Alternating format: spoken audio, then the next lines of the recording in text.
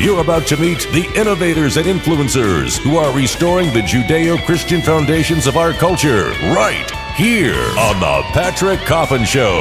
And now, here's your host, Patrick Coffin. Well, hello there. Welcome to the Patrick Coffin Show. What took you so long? It's the Patrick Coffin Show already. I can't believe it's here. I'm so glad you're here to join me on this journey. This is sort of the prequel to the show, a kind of drawing aside of the curtain.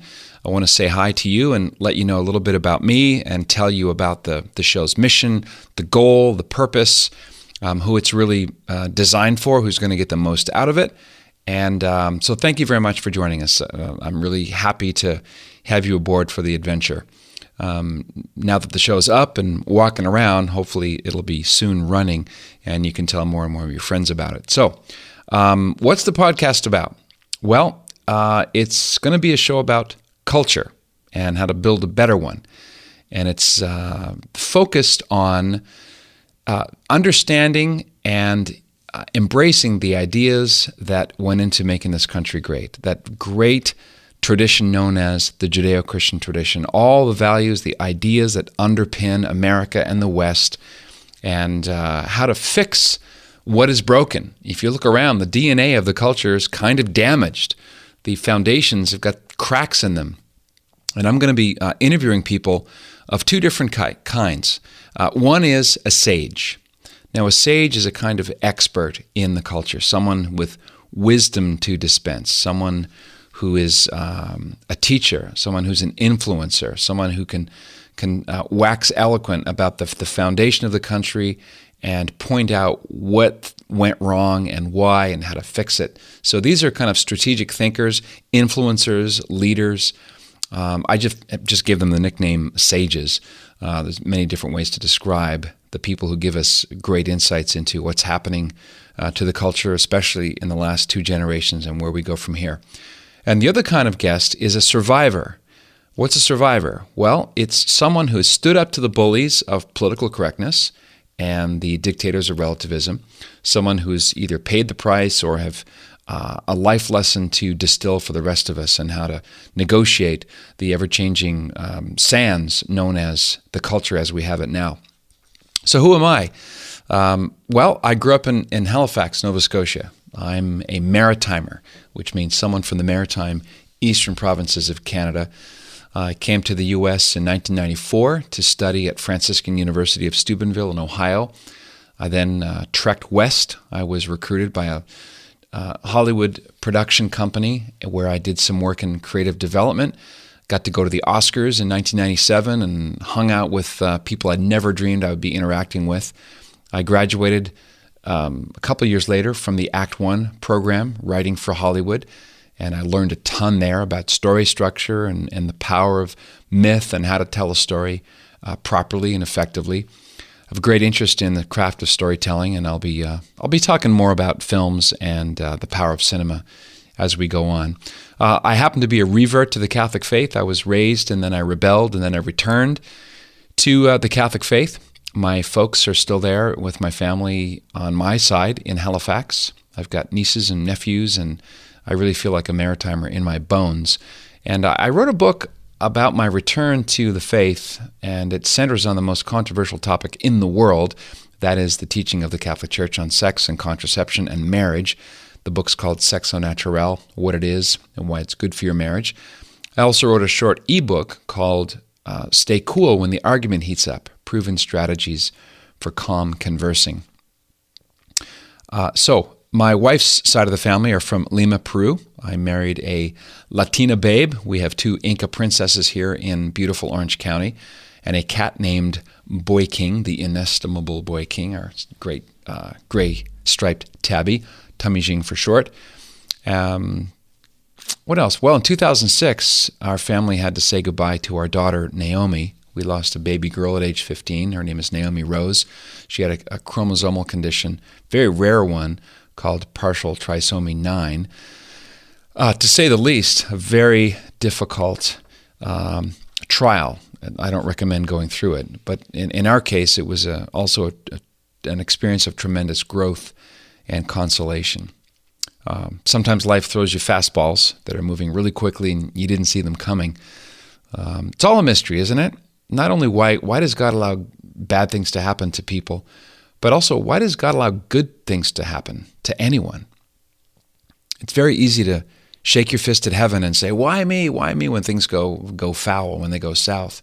But how often do we turn to heaven and give thanks for the blessings that we have and the good things in our lives? I think it's important for us to do both. So that's a little bit about me. I'll be sharing more as we go forward. I want to be, here's one of my pet peeves. I don't really like the word authentic. To me, it sounds a bit phony. Oh, I'm being authentic. I'm being transparent. But I do want to be real. I want to let you know what my weaknesses are. I'll be sharing the things that I have to grow in. And we'll be taking this adventure together. There's tons and tons I don't know about. I need to grow in. I'm very curious about 100,000 things, as you'll find out.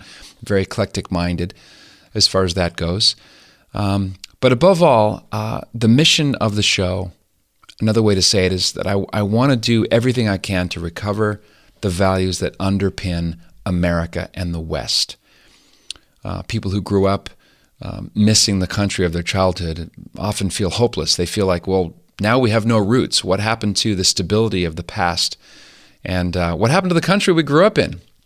I hear that a lot from people, especially when I was hosting Catholic Answers Live. Everyone seems to be thinking similar thoughts about how quickly things have changed. And the situation reminds me of a beautiful poem by Yeats. I guess I'm a latecomer to the beauty of poetry and the importance of recovering the power of poetry. This is a few lines from a poem called The Second Coming by Yeats. It goes like this. Turning and turning in the widening gyre, the falcon cannot hear the falconer. Things fall apart. The center cannot hold. Mere anarchy is loosed upon the world. The best lack all conviction, while the worst are full of passionate intensity. Unquote. Love that. I love that poem. I'm not sure if you can relate to it, but it seems very prophetic. He wrote it at the end of the First World War, and I think the words are as true, if not more relevant today than they were back then. To be honest, I've had a hard time nailing in one little simple phrase what the mission of the show is. So I'll come at it from a few different facet angles, from a few different points of view. So as I mentioned, it's a show about building a better culture, and that leads to the question, well, what is culture? What do we mean by the word?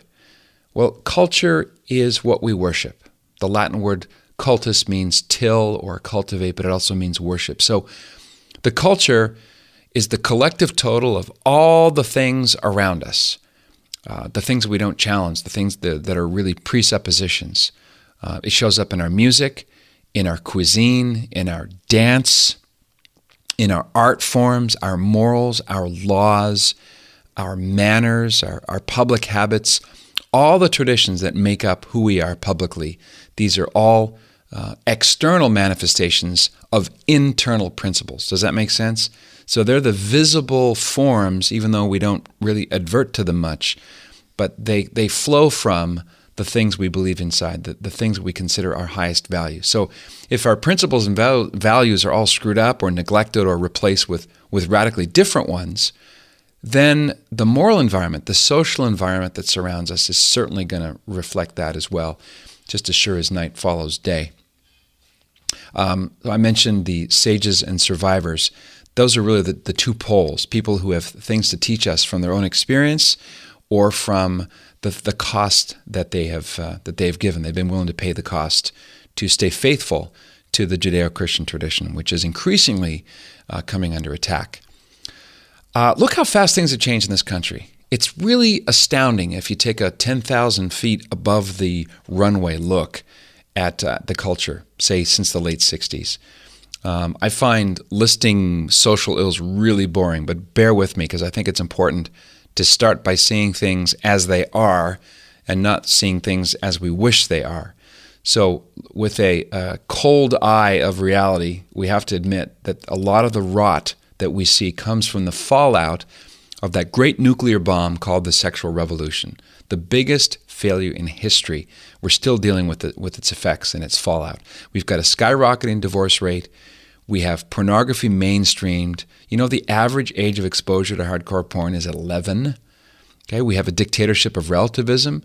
We have secularism that's becoming more and more aggressive, especially on college campuses. Goodbye academic freedom on campuses, including, I'm sorry to say, Catholic ones or ones that were traditionally Christian in orientation.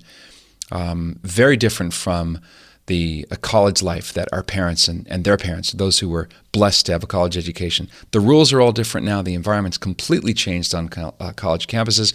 Free speech is squelched everywhere. Marriage itself has been redefined.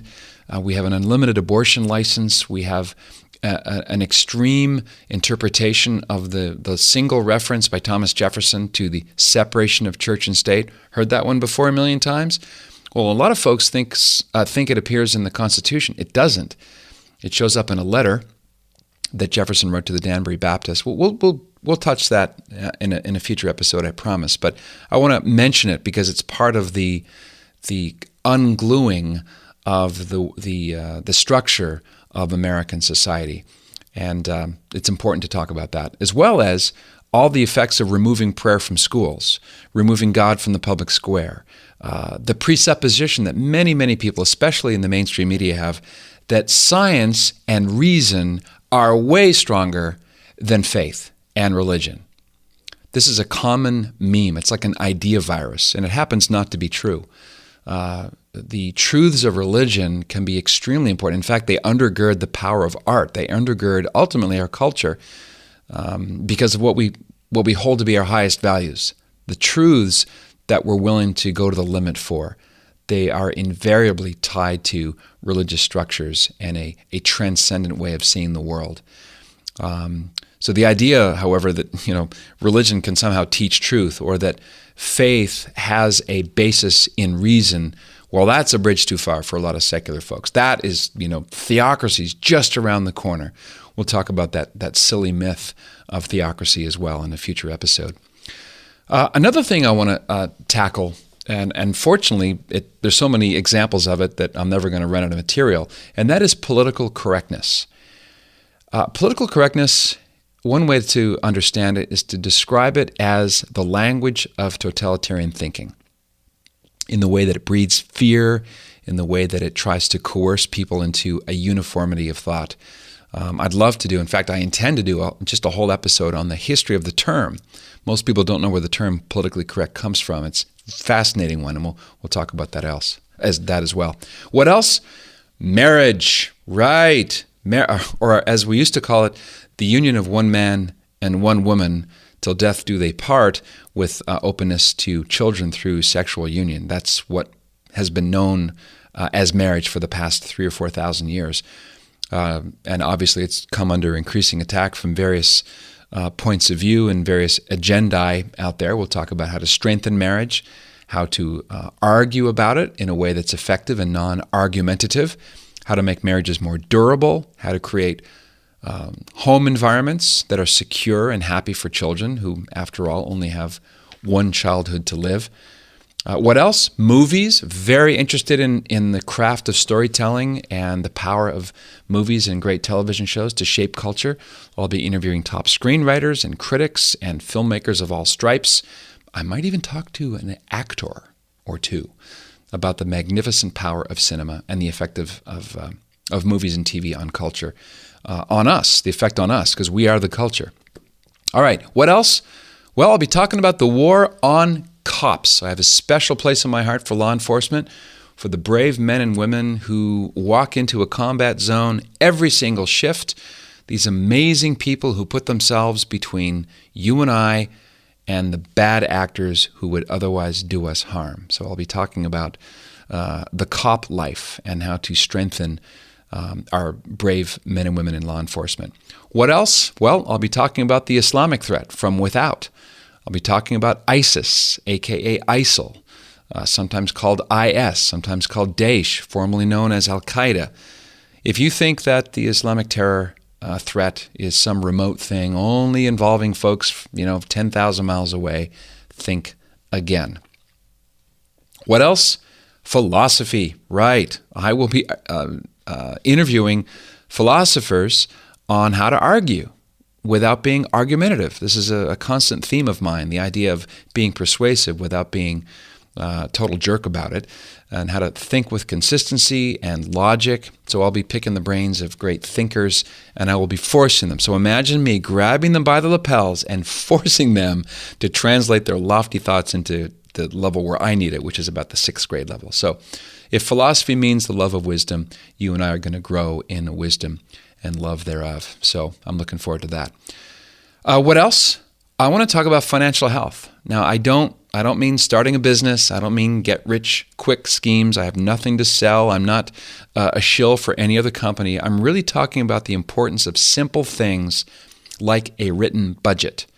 Okay, my wife and I had a huge learning experience with Dave Ramsey. I'm not sure if you're familiar with Dave Ramsey, but his line, "Tell your money where to go so you don't have to wonder where it went," that was hugely influential for me. So I've become much more attuned to the need for financial health. So we'll talk about written budgets and the need to have control over your income and the relationship between the money coming in and the money going out. A lot of folks, their whole life's chaos because they don't have their arms around the process of their financial element of their lives. So just as parents often drop the ball when it comes to giving a healthy and effective sex talk with their kids, most parents don't give a healthy and effective talk about money as well. So that will be a sub-theme of the Patrick Coffin Show.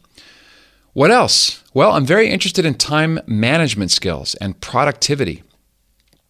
About 10 years ago, I was diagnosed with moderate to severe ADHD, so I certainly can relate to scatterbrainness and forgetfulness. I'm not quite the absent-minded professor, but I can certainly relate to a lot of the traits.